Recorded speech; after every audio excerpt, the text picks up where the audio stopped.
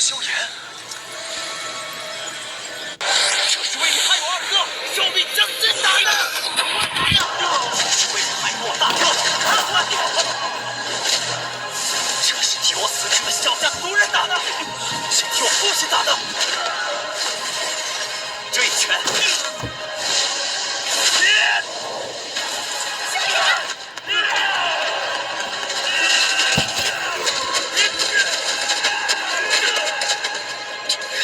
是我的。见了，萧炎不会就在这一拳之间了。此战胜负，萧炎打下去。打下去。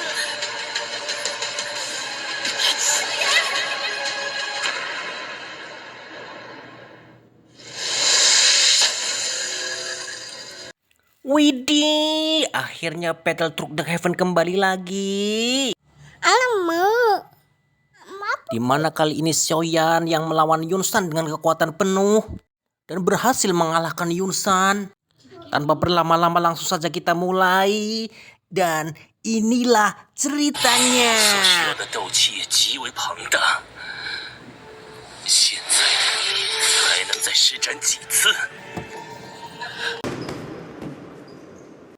Yo yo yo, Battle Truck The Heaven chapter 59 ini menampilkan Xiaoyan yang bertarung sengit melawan Yunsan. Dan Xiaoyan akhirnya berhasil menggabungkan 3 inti api dan menciptakan teratai api surgawi 3 warna. Dan Xiaoyan pun akhirnya berhasil mengalahkan Yunsan.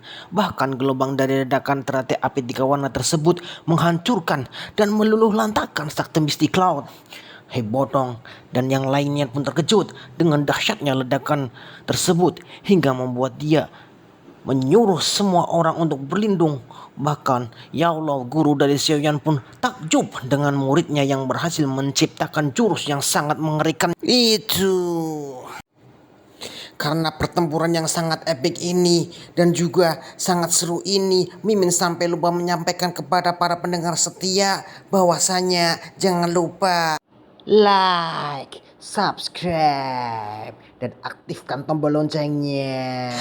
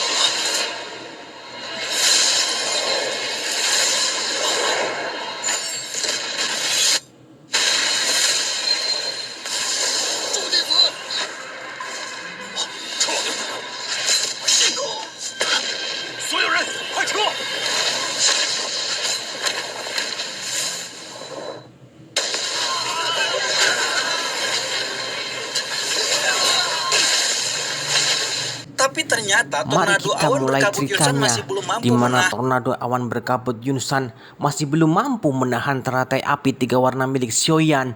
Hingga akhirnya Yunsan terkena ledakan dari teratai api tersebut. Bahkan gelombang dari ledakan tersebut efeknya sampai ke pasukan sekutu yang sedang bertempur habis-habisan. Melihat besarnya ledakan tersebut, Hai Bodong dan sekutu pun sampai bertanya-tanya apa yang terjadi kepada Xiaoyan. Bahkan teman-teman Xiaoyan pun sangat khawatir dengan kondisi Xiaoyan. Yunsi pun sampai bengong melihat besarnya ledakan tersebut yang menghancurkan dan meluluh lantakkan sakti Misty Cloud.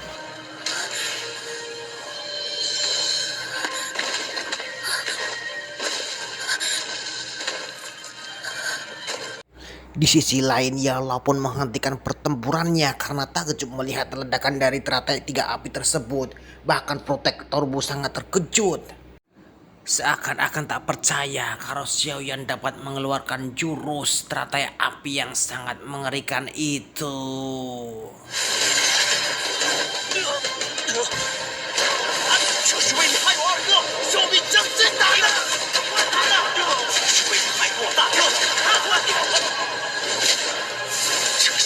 此时的小家族人打的，先替我父亲打的。这一拳，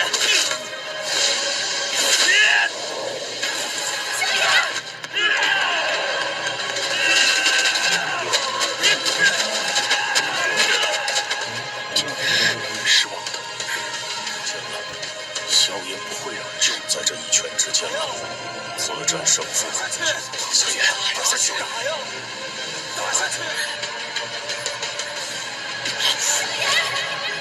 有人来抢团！萧家的兄弟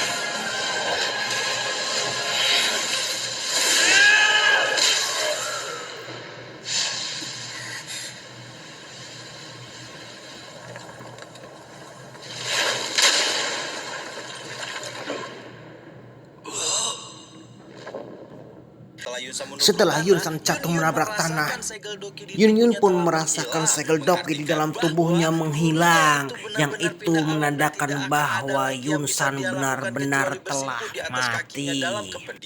Kemudian Yao pun yang sedang bertarung habis-habisan dengan Protektor Wu segera terbang meluncur untuk menahan tubuh Xiaoyan yang sempoyongan kehabisan doki karena telah mengeluarkan semua kekuatannya.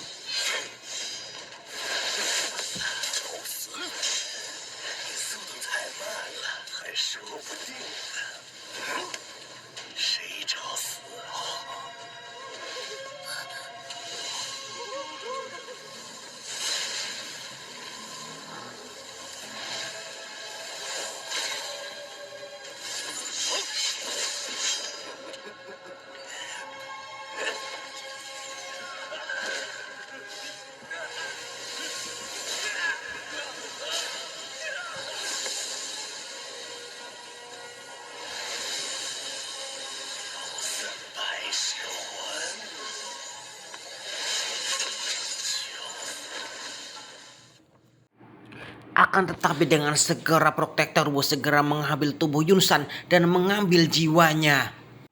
Yao yang melihatnya pun segera mencegah perbuatan yang dilakukan Protektor Wu dengan api putihnya. Akan tetapi Yao gagal untuk menghentikannya. Kemudian Protektor Wu yang sudah tidak membutuhkan Sakti Misty Cloud lagi, dia mencoba untuk mengambil semua yang diberikan kepada tetua dari Sakti Misty Cloud.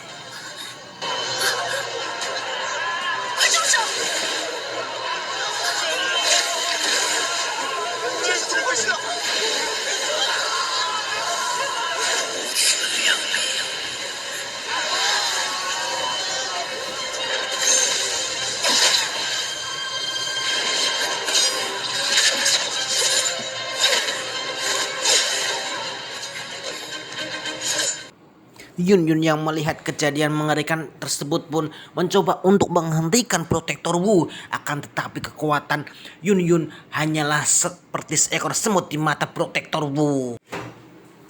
Kemudian Yun Yun dan murid-murid Sakti Misty Cloud membentuk segel formasi untuk mengalahkan Protektor Wu. Tetapi Yun Yun menjadi sasaran rantai jiwa Protektor Wu sebelum akhirnya Nalan Yanran yang keluar dari red-rednya muncul menyelamatkan guru dan ketua Sakti Misty Cloud tersebut.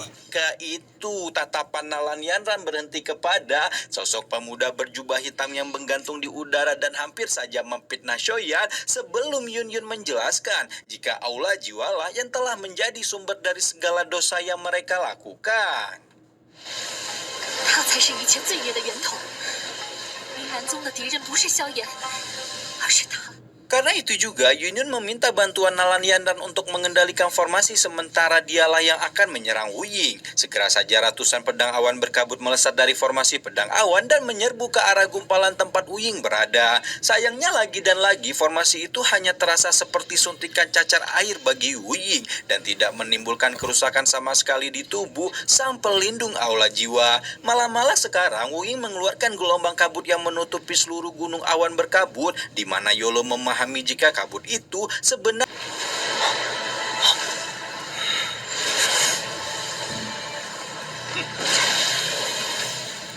Wuying tertawa melihat dua kubu yang menjadi lawannya sama-sama berada dalam kondisi tidak berdaya.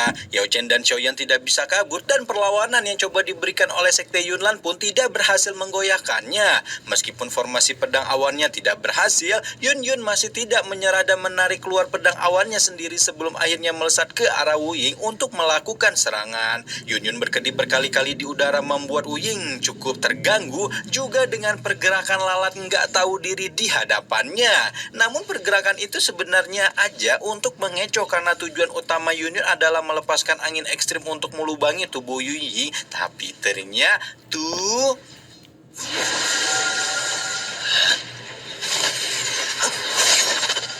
bisa.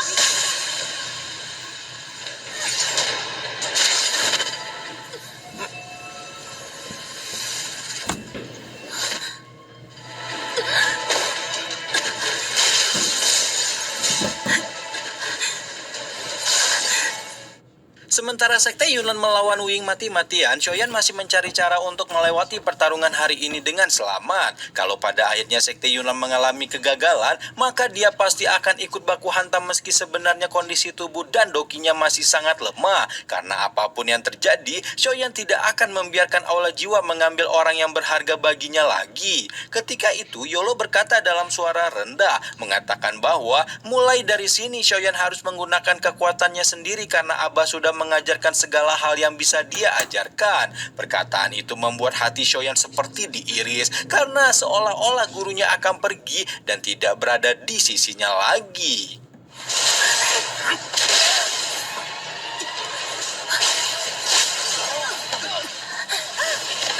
Di saat yang sama, formasi pedang awan yang dirapal Sekte Yunlan telah dihancurkan sehingga Xiaoyan tidak memiliki banyak waktu untuk ngobrol dengan Yolo karena pasti setelah ini Wuying akan menargetkan mereka.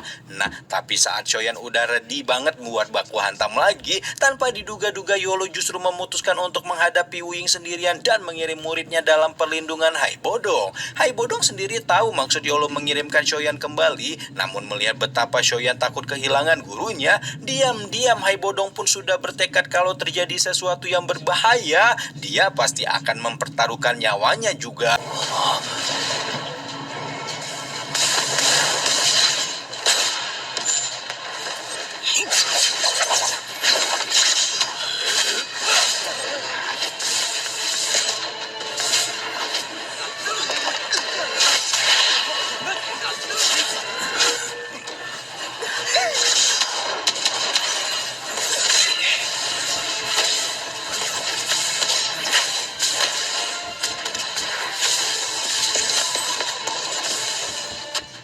Benturan kekuatan berkali-kali meledak di cakrawala, merobek udara dan menimbulkan suara menggelegar yang membuat semua orang di sana menutup telinga serentak. Namun setelah bertukar pukulan yang tak terhitung jumlahnya, Abah Yolo yang memang sisa kekuatan spiritualnya sudah menipis mulai merasakan tanda-tanda kelelahan.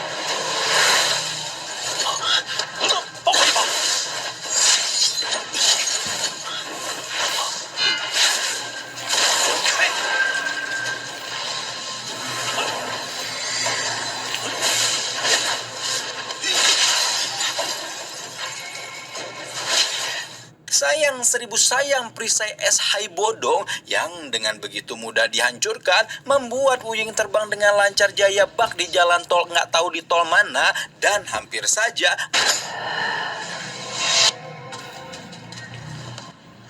Kemudian secara tiba-tiba Rete Madusa pun muncul yang menyelamatkan Xiaoyan dari cengkraman Protektor Wu. 他的命是我